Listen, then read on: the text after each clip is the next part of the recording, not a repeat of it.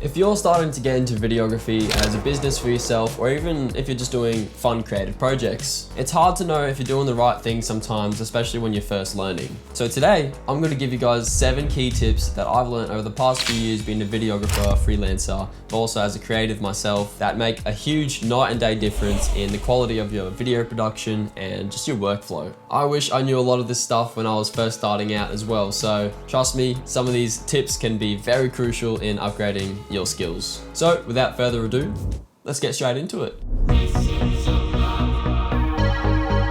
Audio matters so much more than people think, especially when you're first starting out as a beginner. If you're buying your first bits of camera gear, a lot of people neglect audio because it's all about the camera body, it's all about the lenses and what you shoot on that makes a difference in your video. That's what makes the quality, right? And sure, that's definitely part of the visual quality of your video, but half the viewing experience, if not more, is audio. You simply cannot watch a video that has terrible audio. You just can't watch, it's unwatchable. Whereas if you have a video that is subpar quality, let's say it's bad lighting conditions or whatever, at least you still have clean, crisp audio for whoever's watching to follow along, understand what people are saying, instead of not being able to hear anything at all, and it's crap, you can't understand anything. So definitely invest in a good audio setup when you're first getting your gear, whether that be a lavalier set, like a wireless recording set, a shotgun mic, or a boom setup. And not only just buy these bits of equipment, but you got to use them, practice them, and master how to actually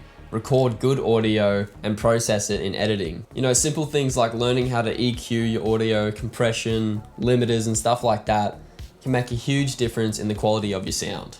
And to make life easier, you could get an audio recorder that has 32-bit float capabilities. So basically, you don't have to worry about your gain levels and worrying about if your audio is clipping and stuff, because 32-bit float will preserve all that information, has wide dynamic range of audio, so you'll be able to save it in post and all that stuff. And it's important to remember, this isn't just about audio recording itself, but it's also about sound design in your video.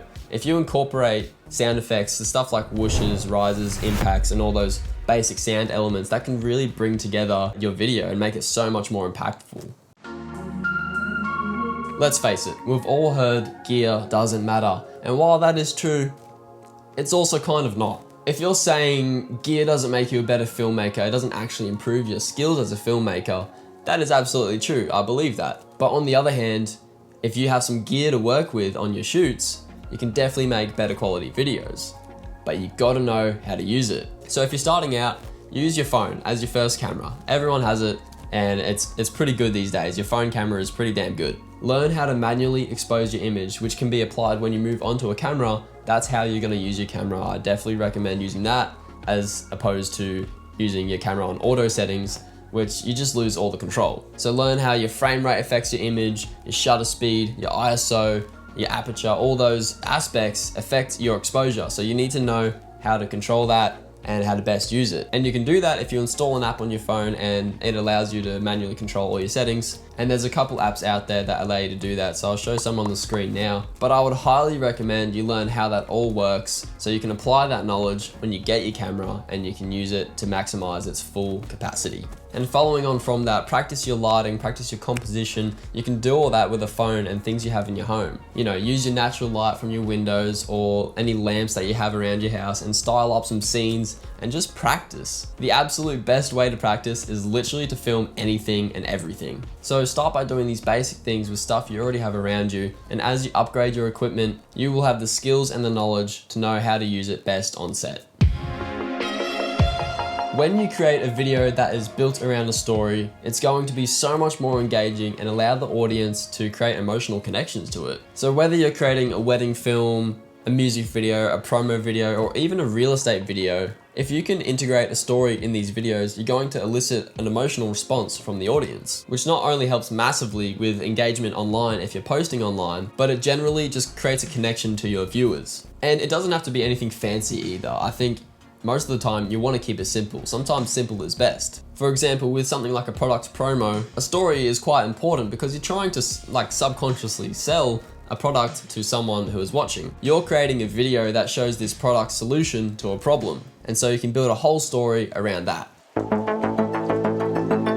This one is a bit of a simple one, but I think it's also quite a crucial one for people to learn is you need to back up absolutely everything, and even better, back it up multiple times on multiple different hard drives or SSDs and stuff like that. I like to do this just because I know all my raw recordings and all that stuff is safe, and if I ever need to go back to it, this is especially good when you're working with clients. If you are continually working with them and you need to go back to get previous footage to edit with or previous assets to include as, say, B-roll or something in a new video for your client, you need to make sure you've got that stored safe and sound, and also in an organized format.